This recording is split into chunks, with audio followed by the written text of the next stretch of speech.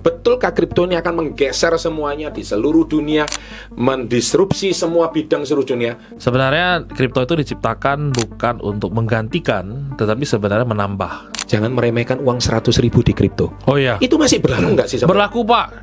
Oh, saya jawab langsung berlaku. Karena kemarin di gathering kita di Surabaya ada yang dari Semarang Pak. Jauh-jauh ke sini, ya saya tarik dia sebagai testimoni tuh.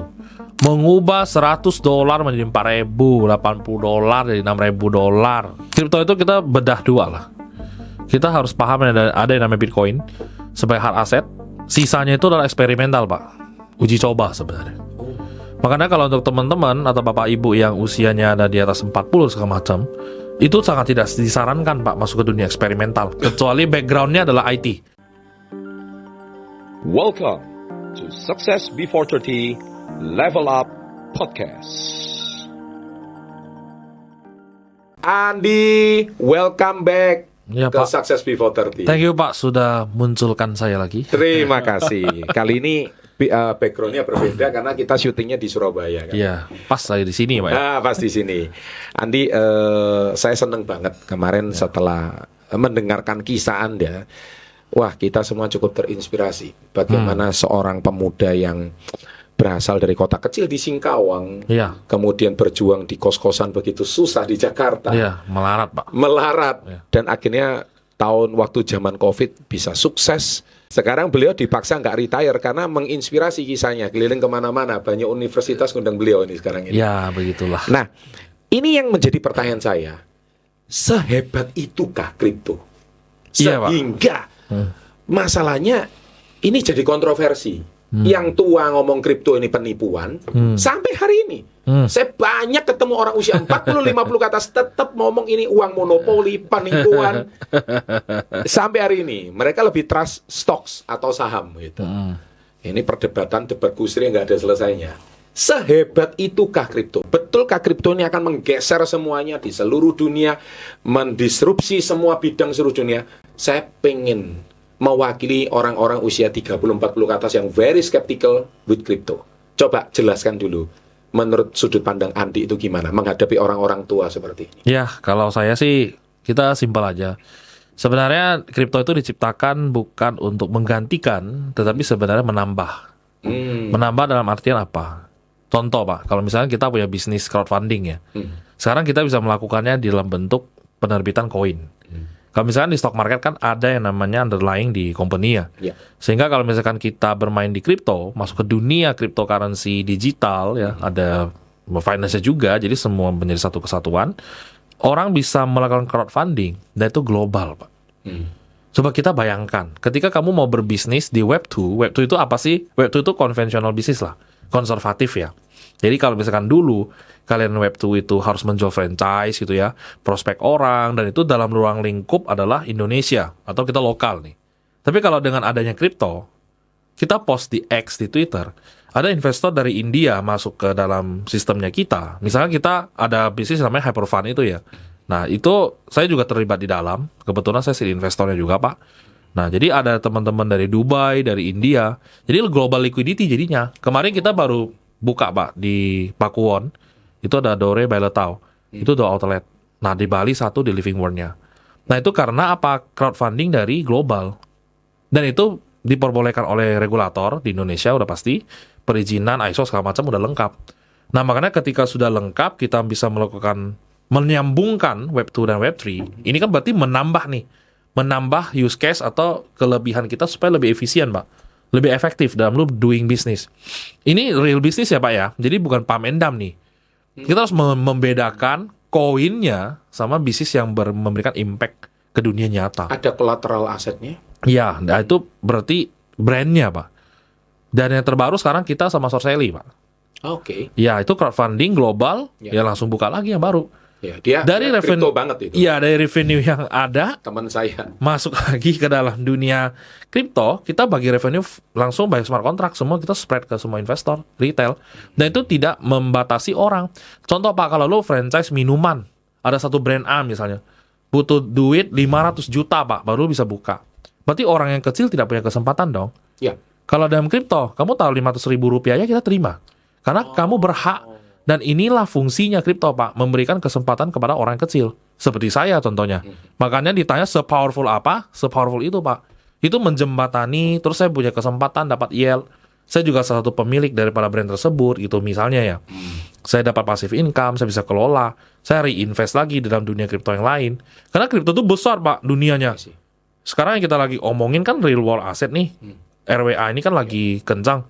Ada AI, ada DeFi, NFT, bla bla kan. Nah itu semua akan ada use case-nya, Pak. Nah itulah yang kita bangun. Saya lebih tertarik masuk ke dalam dunia kripto itu sebagai builders, Pak. Orang yang bisa memberikan implikasi yang nyata lah di dalam dunia gitu. Saya sangat menghindari trading gitu sih. Jadi kayak itu kan bagaimana kita jual beli ya, jual beli murah, jual mahal. Jual gitu. mahal, selalu begitu. Itu kan kayak stage satunya lah. Jadi ketika saya udah 8 tahun di dunia kripto ya saya merasa wah saya bisa banyak berbuat hal-hal lain ya. Kita banyak use case-nya, kita belajar coding segala macam, kita konekin dunia web to web 3, jalan dan revenue-nya sudah mulai kami nanti Desember tahun ini. Udah mulai berputar di Indonesia. Saya coba terjemahkan ya bahasanya Andi ini kepada orang-orang tua. Menurut saya meskipun usiamu saat ini sudah 30, tapi kalau kamu nggak paham dunia ini saya tetap anggap orang tua. Makanya penonton saya ini tolong kalau Anda yang usia 30 ke atas, Anda ajak orang tua Anda untuk nonton video ini. Kalau Anda saat ini masih usia 20-an, ini cari info yang benar karena terlalu banyak berseliweran di dunia sosmed ini tentang kripto ini yang mindset yang benar sama enggak. Kalau saya boleh terjemahkan bahasanya Andi tentang Web3 itu, kita ibaratkan mau beli hotel nih, ya kan? Orang kecil kayak saya mana mungkin beli hotel. Benar. Tapi bolehkah hotel ini kita patungan orang 1.000? Iya. Nah, sehingga kalau dihitung-hitung mungkin hotel ini harganya 30M. Iya. Kalau dibagi 1.000 kan mungkin per orang ini cuma 30 jutaan gitu. Iya. Nah, kalau 30 jutaan semua orang bisa dong. Nah, kurang lebih kayak gitu ya. Iya. Nah, kalau misalkan 30 jutaan terus kemudian dengan teknologi kripto, kita dapat tokennya atau gimana gitu. Kalau saya mau terjemahkan. Sehingga kita kalau hotel ini sukses, ya, dia berhasil sukses. Kalau dia misalkan gagal ya gagal, bukan ini jadi kripto itu memudahkan untuk kita kepemilikannya gitu ya. Iya. Dan itu Pak lebih transparansi, kemudian lebih menghindari kecurangan, Pak. Jadi kalau smart contract itu kita bisa membuat rules di dalamnya, sehingga ketika dia membagikan revenue atau profitnya, itu langsung menuju ke alamat-alamat yang udah dinilai eligible atau pantas untuk mendapatkan revenue atau profitnya. Dan itu tidak bisa miss, semua orang bisa audit, gitu, terbuka, transparan, Pak. Tanpa notaris ya. Nah itu dia. Nah inilah yang kita lakukan, Pak. Maka inilah dunia crypto Web3 gitu. Jadi welcome to the futures gitu loh. Dan berarti dari 1.000 orang itu bisa jadi 100 orang itu punya orang India. Iya. 100 orang itu you don't have to know malah, Pak. Karena bentuk walletnya itu kan pseudonym sebenarnya. Berupa angka dan abjad. Dan kita bisa tarik investor luar. Iya. Kalau project ini menarik, itu bisa sangat begitu. Yes. Secanggih itu kripto. Iya, karena global liquidity, Pak. Yang penting adalah bagaimana dia sign up-nya ya. Sign up-nya itu berupa wallet address, sign up dengan kontrak yang ada dari kita semacam. Rawan scamming kalau seperti kayak gitu itu. Ya justru terbalik, Pak. Kalau misalkan di dalam dunia konvensional, kita tahu nggak sih banyak hal-hal yang mangkrak kan, Pak? Coba itu auditnya gimana? Kita ngomongin koperasi, hilang. Ngomongin saham, masuk sahamnya baru IPO nih, Pak. Turun ke 50 sen. Ada kelemahan sih. Ya nanti delisting. Belum lagi regulatornya sangat rumit. Udah gitu levelnya lokal, Pak. Lokal. Iya. Ini yang menarik. Levelnya lokal. Iya. Saya pernah diskusi sama satu anak kripto. Dia tuh bicara, Pak Chandra tahu koin Ripple, XRP, itu perputaran hariannya tuh sama dengan Bursa Efek Indonesia katanya. Setelah saya cek, betul juga ya. Bursa Efek Indonesia perputaran satu hari berapa? Itu perputaran cuma satu token namanya Ripple. Iya. Saya diem karena ini fakta kan. Karena pemainnya global dan 24 hour. Iya. Cuman gini, saya masih skeptis ini. Saya susah meyakinkan duit orang tua karena orang tua ini kan cari duit ya gampang ya. Tiba-tiba dalam satu malam lenyap karena kripto apa yang nggak jelas gitu loh. Versi Andi bagaimana? Kalau kan banyak itu token-token yang nggak jelas itu mau apa istilahnya meme coin lah, koin apa yang shit coin lah, lah. Tapi ini intinya orang tua ini masih nggak percaya. Ini anak muda ini ngomong apa sih? Kripto itu kita bedah dua lah. kita harus paham ada yang namanya Bitcoin sebagai hard asset. Sisanya itu adalah eksperimental, Pak. Uji coba sebenarnya. Makanya kalau untuk teman-teman atau bapak ibu yang usianya ada di atas 40 segala macam, itu sangat tidak disarankan, Pak, masuk ke dunia eksperimental. Kecuali background-nya adalah IT. Beda. Background bapak ibu adalah seorang IT atau di dunia finance atau fintech gitu ya. Nah, makanya saya lebih menyarankan as a person ya. Ini POV saya sebagai seorang individu, bapak ibu yang di atas usia 40, 50, itu lebih fokus kepada wealth transfer, wealth distribution, sama dia wealth-nya itu safety, Pak. Harus bisa diselamatkan. Dengan apa, Pak? Dengan hard asset, itu Bitcoin. Yang mana kita sudah tahu kemarin kan Bapak sudah ada pelatihan Merdeka tuh yang ngajar tentang fundamental Bitcoin kan. Ya. Nah, as a whole itu. Ya kan? Bahkan 2 hari lu bayangin mau jelasin. Tapi itu kan sudut pandang exchanger, Iya. Pak Oscar. Iya. Ini kan dari sudut pandang mereka bukan pemilik exchanger. Iya. Yaitu Anda Seperti yang gue. Iya. gitu kan? Ah. Anda saya undang yang mana nanti calon peserta pelatihan Merdeka berikutnya sama Pak Andi ini satu, yaitu gue bisa jadi kayak lo nggak gitu. Nah, itu dia. Makanya harus paham dulu, Pak. Setelah mengerti Bitcoin, wealth-nya sudah terjaga, Bapak Ibu bisa mencoba untuk mentransfer sebagian ke Bitcoin. Untuk apa gitu loh? Untuk menjaga kalian punya hard earned money. Contoh sekarang, Pak, kita punya uang kertas gitu. Ya. Ya kan, value-nya bagaimana yang terjadi sekarang kan. Ya, dari falas yang lain, valuta asing yang lain kan naik terus nih, Pak. Jelas. Nah, sedangkan yang punya kita rupiah apa yang terjadi gitu. Ya, agak Ya kan? turun. Iya, jadi very sad gitu loh. Kayak bahkan Singapura dolar kan tiba-tiba 13.000, Pak. Betul. Ya kan? Dan saya dari dulu suka simpan Singapura dolar, Pak. Ya. Tiba-tiba langsung bisa naik gitu. Iya, karena memang itu adalah hub dari international liquidity gitu. Salah satunya ada di Southeast Asia dan di Singapura. Jadi udah kelihatan gitu. Nah, dari situlah saya melihat, wah gawat nih kalau kita nabung uang kertas ya, tanpa ada gold atau tanpa ada beli, atau punya instrumen yang bisa melawan inflasi, Pak. Atau bahkan bukan inflasi, tapi penurunan nilai mata uang tertentu gitu. Saya tahu arahnya Andi ini kemana. Ya kan? Nah. Ini seolah kita nggak nasionalisme, jangan simpen rupiah ini. Saya nggak ngomong ya. Iya. Tapi kita ngerti, artinya itu fakta kan. Ya, ini adalah omongin soal fakta. Dan itulah sebagian besar kita bisa naruh ke aset Betul. yang bisa bertahan. Betul. Selain bertahan, dia bertumbuh, Pak. Betul. Nah, itu dia yang kita harus paham. Iya. Nah, sekarang saya kembali nih ke ceritanya. Ini ada sedikit kehancuran, baru sedikit isu pergantian Menteri Keuangan aja udah seperti kayak gini gitu loh. Nah, ini saat ini kalau saya boleh tahu, saya ini bingung nih saat ini. Punya duit, mau bisnis apa bingung. Mau punya duit, mau taruh di mana, emas sudah, properti sudah. Terus anak-anak sekarang ini lagi bicara kripto semuanya. Tapi kripto yang gua dengar penipuan semuanya. Nah, tadi Andi sempat spill tentang Bitcoin. Apakah Bitcoin is the next emas, is the next ini? Karena saya memberikan info ini untuk para penonton kita yang mana usianya udah 40 ke atas. Kita sangat buka akun let's say exchanger aja kita bingung. Andi bisa ngajarin nggak sih? Oh, bisa, Pak. Opa-opa, Bisa, Pak. kakek-kakek, nenek-nenek kayak gua ini, tolong diajarin step by step pelan di workshop nanti supaya dan diberitahu satu. Kira-kira bisa dikasih tahu nggak? Kan dulu kita dengar kisah suksesnya Andi di podcast yang lain, yaitu koin namanya PP ya. Nah, ada the next PP nggak sih? Ya, namanya orang sukanya itu. Coba dijawab dulu satu persatu. Ajarin orang tua, sama ada peluang the next PP nggak gitu? Ya, kalau kita ngajar sudah pasti, Pak. Karena saya sendiri kan punya komunitas memang mengajar juga. Iya. Nah, memang udah terbiasa sih. Bagaimana kita bantu teman-teman yang baru mau masuk ke dunia kripto. Nah, itu pertanyaan-pertanyaan basic, Pak. Saya fokusnya tuh lebih ke basic. Iya. Jadi daripada kita ngomongin soal profesional, dia bisa trenching sendiri, cari hidden gems gitu ya.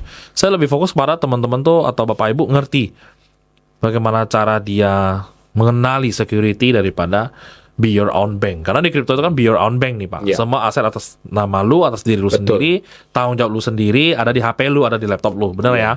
Nggak ada yang bantu lu security Bahkan nih. kemarin saya diajarin ada satu ledger itu namanya. Ya. Ada satu ledger. Ledger tuh kayak hard disk gitu modelnya.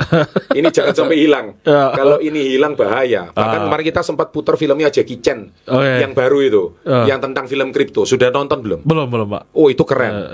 Itu mau dibunuh.